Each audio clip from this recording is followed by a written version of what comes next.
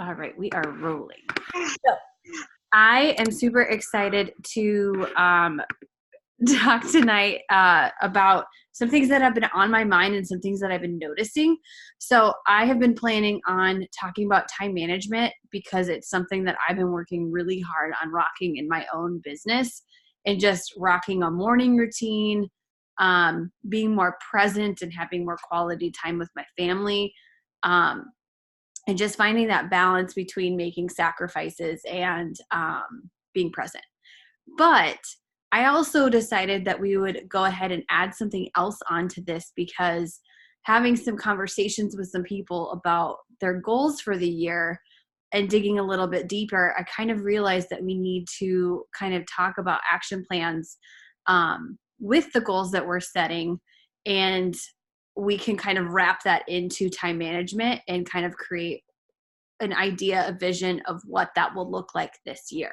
So it's kind of fun that it's a smaller group tonight because then we can kind of like hone in a little bit more on your goals. I know, Ashley, your goal is diamond. Steph, your goal is diamond. Lindsay's 2-star. Mine's debt-free. So we're going to chat about those things a little bit more. So first of all, if you guys could, in the chat box, could you tell me when your due date is for your goal? When is your end goal due, your due date? Ashley's is July. Qual for Summit. Lindsay, yours 2-star, right? Or what was it? Yep, 2-star. Okay. And second CBC or both? Both. Well, I guess technically I was already 2-star at another summit, so 3-star maybe should be my goal. Right. Yeah, totally. Yeah. Okay.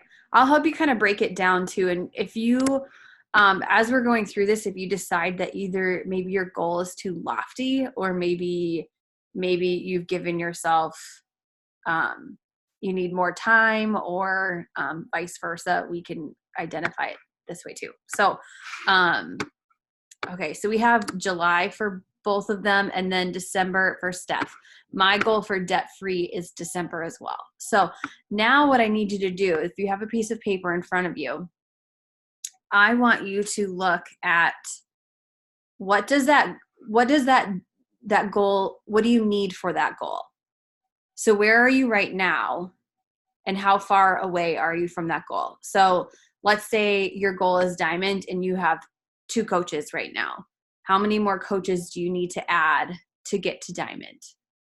So for diamond, you need 8 coaches, 4 on each leg, and you need 2 emeralds, 1 on each.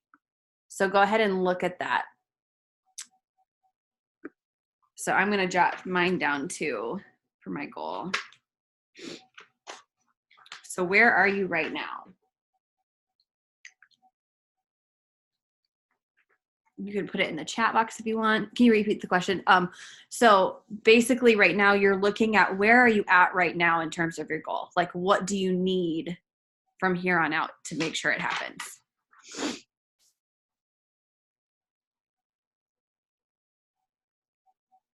So for me, I'm writing down literally how much debt I have to pay off this year, which is not always fun to look at, surprisingly.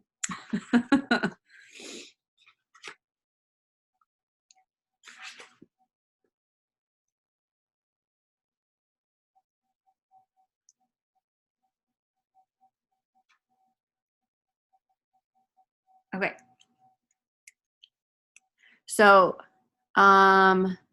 yeah, I would say 10 coaches to secure diamond. You technically need 8, but you are going to want to kind of game plan that not all of your coaches will always remain active. It would be wonderful if they did, but it's just not, it just doesn't happen that way.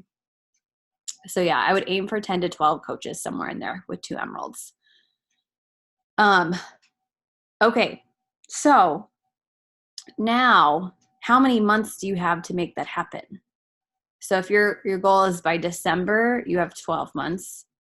If your goal was by July, you have 7 months. So now you're going to break that goal down into months. What would you need to do if you broke that? If you are going for diamond by July, how many coaches do you need to plan on adding each month? And you can go ahead and put that in the chat box.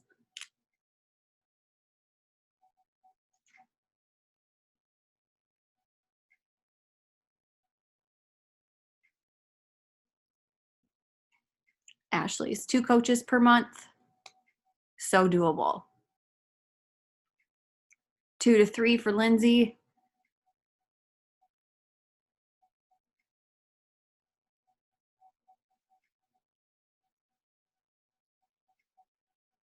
Okay, perfect. The reason that I wanted to do this, I did this in teaching all the time, and I guess I never really thought about doing it for coaching. But so it's really funny because I was looking back on my dream board from last year. Guess what was one of the things on my dream board?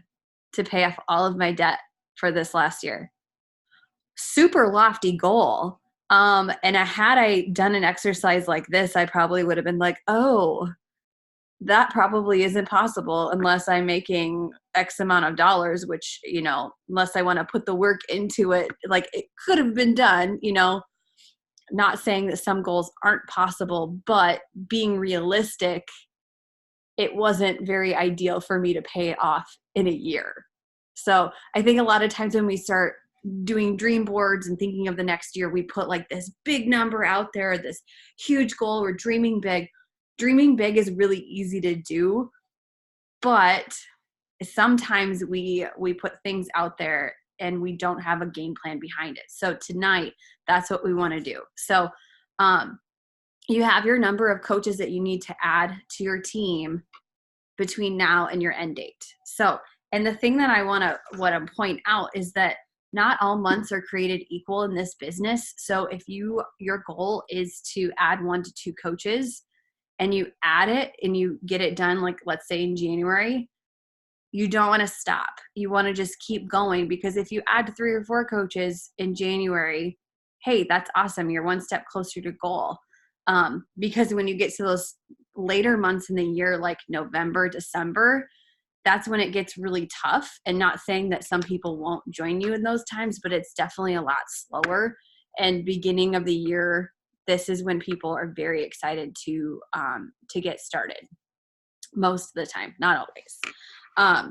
Okay, so next question is what you're doing now going to get you to your goal?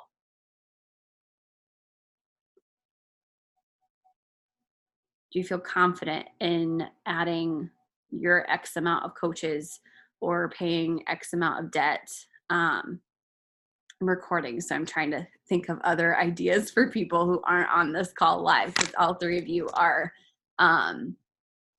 working towards a rank goal. I'm going to give the example too of, if this is for the recording, or if you guys are also thinking about this for future, if your goal is to, let's say, cut back on hours for work, this is where you would calculate how much money you would need to make to replace your income, and break that number down so that you're not, so you have something to work towards.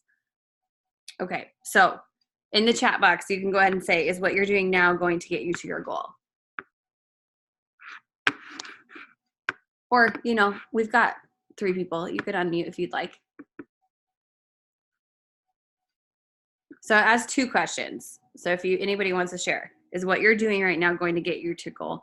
And what do you need to do to make it happen if it's not? I would say yes. Oh, sorry. I feel like Lauren and I talked a little bit about this, and I've been trying to get 20 plus invites done a day, and I've been getting at least one person to be interested in the sample workout for bars. So I'm pretty excited about that. I think I could maybe add some more invites, but I'm at least getting some feedback. So I think that I'm good with what I'm doing now, but I think I can always do more. That's awesome. I think too, when you're starting out, like looking at what's the thing that's going to get you there? And I know you guys all know the answer. It's inviting. It's inviting to the team. It's inviting to get someone results and then transitioning to them to the team. And in order to do that, you have to invite, and you have to do direct messages in order to make that happen, and not just depend on posts. So what I was going to say with that is you have to have a starting point. Even if it's just 5, start with 5 a day and get used to that. I'll tell you guys my morning routine here in a couple of minutes, because I think it's really important. It's really helped me stay on track. But if you're not sending out those direct invites, you need to start, and you need to figure out what you're inviting to. And if you don't know what to invite to, just invite to the team. So, and then my second point with that is if you're inviting to the team, make the team worth inviting to. So make sure you're getting in there and you're cheering people on, you're being an active member in there. Okay, so my next question is, what will happen if you don't do those things? If you don't do your action plan?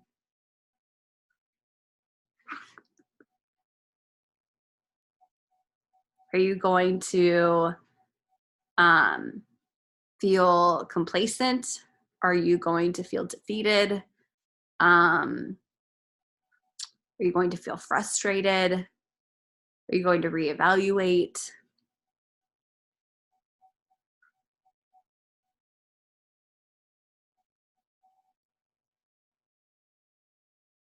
And it's also super important to remember that this is a delayed results business. Okay, Stephanie said, not really, because I'm.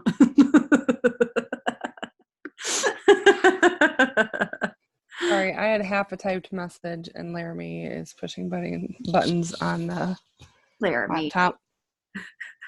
It's not good. I thought she was going to go to sleep, but that's not happening. Really, kiddos. Okay. And also just remembering that it's the basic things over time, and you need to do them even if it feels like it's not working right away. So I think about Ashley doing her 20 invites. She has one person right now every day, about 1 out of 20 people who are saying they're asking for info. Not all of them will join the first time, but can you imagine if over the course of 6 months and you have, let's say, 30 people each month that you're adding to your contact list of people who are interested? In 3 to 6 months, what's that number going to look like of people who are starting to enroll, starting to say yes? So that's the compound effect when you start doing that. Had an example of that happen today. I've been doing my 50 invites since mid-October, and I would say maybe 5 to 10 people ask for info every day. But now I'm starting to get messages of people that I messaged back in October and November and be like, hey, is this still a possibility for me to get some info on this? I'm sure I missed the group that you invited me to, but is this still a thing? So just remember that even if they ghost you, keep staying consistent, because at some point they'll join you when they're ready. Okay, so now let's move on to time management. Hold on, what did Ashley say? I'm not doing my action plan. I need to do it. I need it down and reevaluate what I want and why. Yes, absolutely. And that's the thing that I really want to stress to you guys too, is your goal big enough that when your alarm goes off in the morning and you're not feeling it, is it big enough to get you out of your bed, even when you don't feel like it? It's mornings like today, my alarm went off. I was so tired. I probably got 5 hours of sleep. I was not in the mood to get up. I would have much rather gotten sleep. But when I asked myself in my head, I had a vision what my life is going to look like when I have the debt gone. And that's enough to get me out of bed. Like that vision. And it's just like, it's right there. I could see it. I know what life is going to look like. I know what life is going to feel like. And that's worth it to get out of bed. And so if you don't have that with your goal, if Diamond itself isn't enough for you, you might need to reevaluate and figure out what your new goal needs to be. So, okay, so now we've put these big goals out there. Now I want to remind you that big goals often lead to chronic coaching. which eventually leads to burnout. So how many times have you, raise your hand, if you've ever created a goal and you circle around in your head and it goes around and around and around and you're like, yes, I need it, I need it, I need it. I need it. I'm losing sleep. I need this goal to happen right now. And you're glued to your phone. You're like, I'm going to do it. I'm going to do it today. It doesn't happen in a day. It would be so nice if it did, but it doesn't work that way. So trust the process and do the vital behaviors every single day. I will tell you that I started inviting only Monday through Friday. I empty my inbox every day. I do PD and I do my workouts every day. But I give myself a break of inviting on the weekends because I found myself being so consumed by it. And I was like, this is only going to lead to burnout. So that's my advice to you.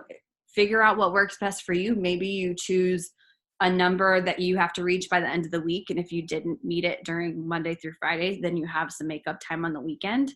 I don't know about you, but that's motivating. I would much rather get it done by Friday and have the weekends off. And then, so as you start thinking about your schedule, because this is something I've been working on really hard. I really don't want a chronic coach. It's really easy for me to get competitive and want to do it all. And I will just tell you, there will always be something on the to-do list that doesn't get done. There will always be something more you could have added to your list. But be happy with what you get done and focus on what's most important. Take it one day at a time. Okay, so what's the first thing, or I guess in the chat box, what's the thing that you avoid doing the most? What's the thing that you really don't enjoy doing?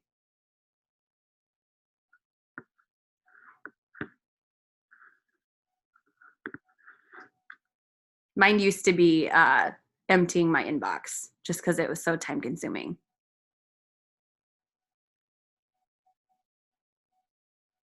Adding to my network.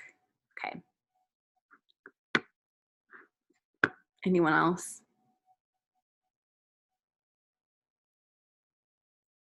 I don't exactly not enjoy it, but I avoid inviting because I'm afraid of rejection. This is my opinion. I think the reason why I enjoy sending out more invites is because the more I send out, the more I'm less focused on, I'm just sending them. And I'm not focused on the people who aren't responding. But when I get excited when I see a few people be like, yes, I want to vote. And I'm like, yeah, that's awesome. Cleaning up inbox too, totally. And I have some tips and stuff that would help with that. Kaylee's, I agree with Steph, the rejection combos piece. Okay, so first of all, I want you guys to have a mindset shift with the rejection, because it's not rejection. It's a lot of times if they ghost you, how many times have you opened up a message and you're like, oh, I'll take care of that later, and then you completely forget? Happens all the time. I do it probably daily. Okay, so people are doing that for you too. And then also with that, you have to just, when I look at direct messages, I focus on, because it's really easy to be like, oh, they didn't respond, they don't like me. But the thing is look at those few people who do respond and say they do want information, and they didn't comment on your post. They didn't reach out or comment or participate on your call to action in your stories. So you kind of have to view it as like you're working at a store. Someone walks in, they're browsing, they're too nervous to ask for help on finding the pair of jeans that they need or whatnot. And you're that person that's helping assist them to find the right thing for them. So mindset shift. It's not about you. It's about you helping them. And you may not be the right coach for every person, and that's okay. The overflow with inbox messages and making the connections feel 100% authentic and not get caught in overthink responses. Learning to ask more questions. Lindsay said direct messaging to people I don't know who bother me. So sorry, I don't know. Don't bother me. I was like, what? Why are you talking to the people who bother you? Messaging people I don't know doesn't bother me. Gotcha. Okay, that makes more sense. Like Lacey says, offering a new friend a beer when they come to visit your page or your stories. Ooh, I like that a lot. Yes. Okay, so here's my take on inbox messages. I use canned responses, and I use so canned responses is for emails, and I can show you an example of one that I did yesterday. And I do canned responses for follow-ups, but I use quick responses in Messenger and in Instagram messaging. So what I did is, you guys know the coach action plan. Trina has all of these like different scripts for like different steps in the conversation process. I started with her scripts, and over time I've tweaked them to make them my own. I've used some of Danny's from What Would Danny Say if someone asks a question. Like literally, my conversation is the exact same for most people. It starts to change, and I'm okay with that. I don't feel like I'm not being authentic, because most people have the same problems, and if they join me, that's when I dig in deep with them. Does that make sense? Like right now, they're just testing the waters, they're asking questions. I'm telling them what it's about. I'm giving them a feel for what they can expect from our team, from our group, how it would help them. But it's after they enroll that I'm like, let's really get to know each other. Because if I'm just having conversations with people, I don't want to give all of my time to someone who's half in. And that's okay for you to decide that. I don't want to work with someone who's just wants to dip a toe in the water and isn't sure if they want to change their lifestyle. I want someone who's like, I need to change my life. Right now I'm ready. So when saying sign up or enroll, then I grab their hand and I'm like, okay, let's really go with this now. So, okay, direct messaging. Okay, I already read that one. The action plan convos are gold. Yes, they are. So if you don't use them, that's where I would start. I would put those either in your notes. My invite that I use right now, the invite, I think I've shared it in the Build to Last group, but it's just inviting to bar. And then what I do is I get their email address. That's like the best thing ever with a launch, is getting their email address so you can send them the sample workout. Now I have 2 places to contact them if they ghost me later. But I love doing that. And then if you guys want to see my canned response, I can do that really quick.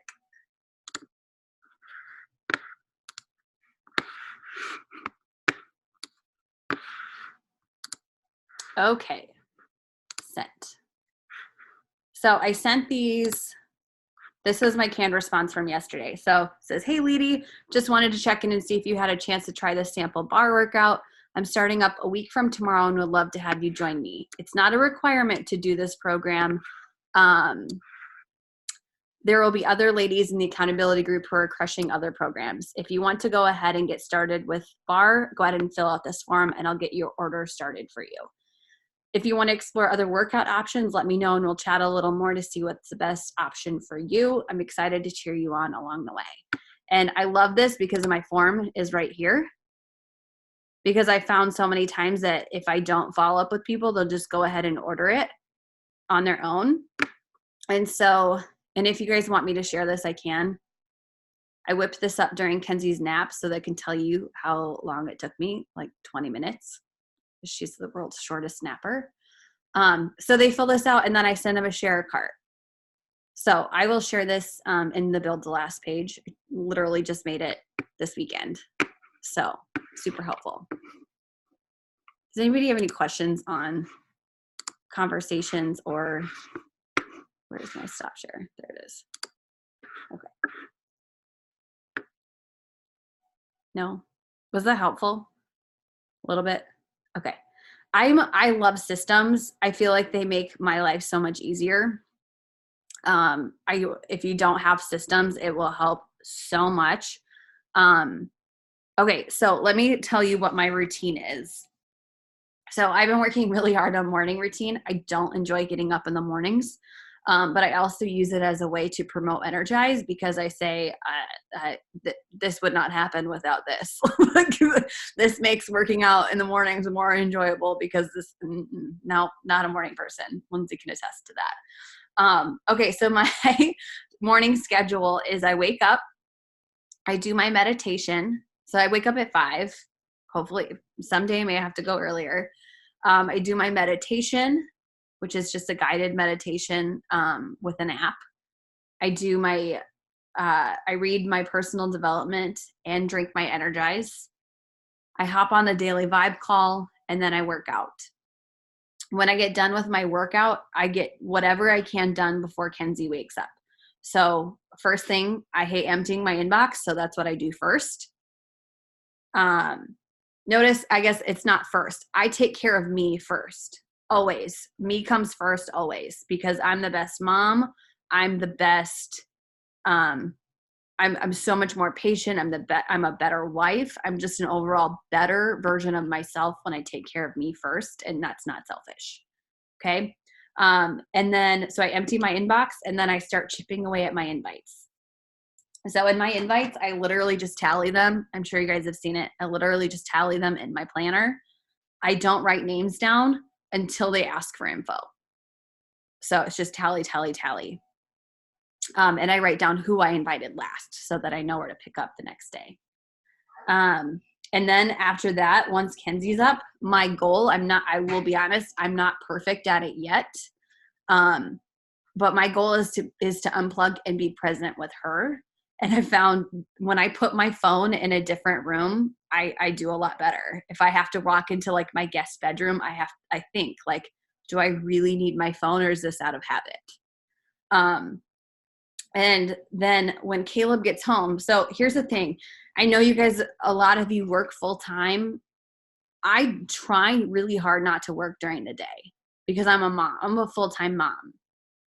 Okay. So when Caleb comes home, he knows that he takes Kenzie, and I go ahead and work on anything that I didn't get done. So if I haven't finished my invites, I get that done. A solid hour of work time when he first gets home, so that we can enjoy the evening together. So another thing that I'll say with that is just having your spouse be in the know is one of the best things that you can start doing in your business.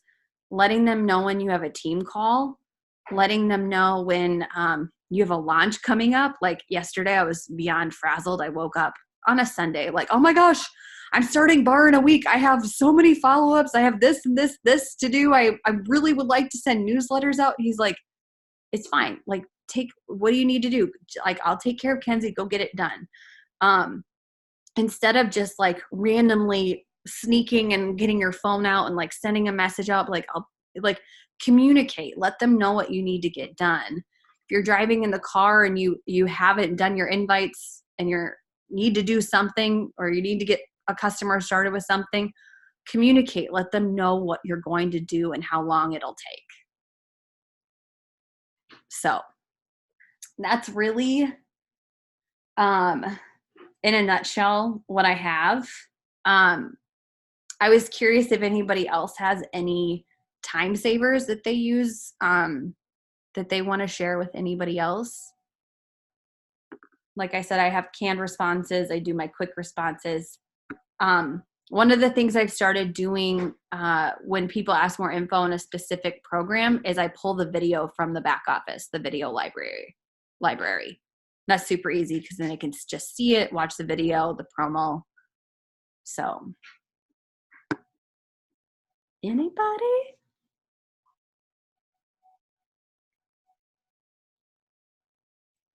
No? Does anybody have something that I talked about that they have questions about? No? I have just not necessarily that it's a time saver, but it used to freeze me to share anything on stories.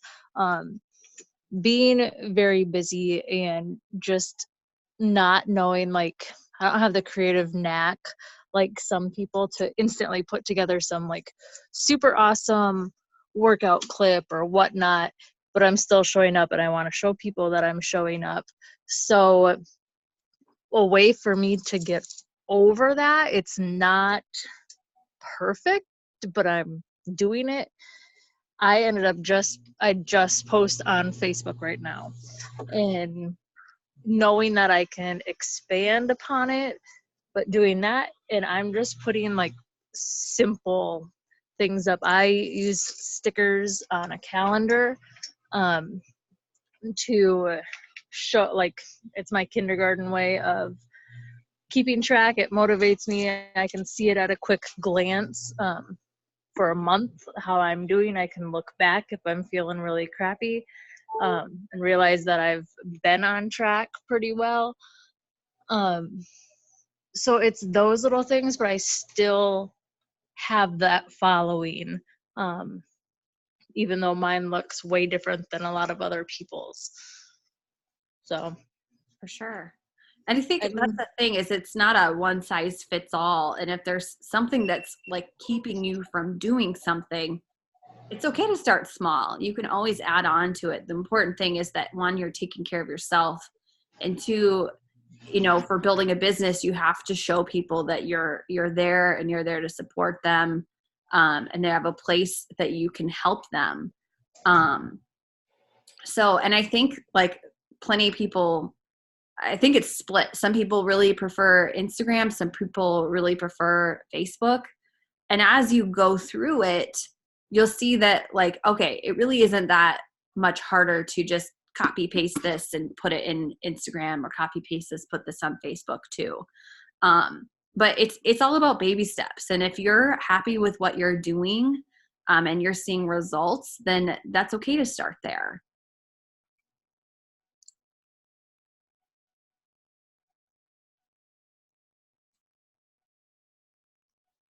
Anybody else?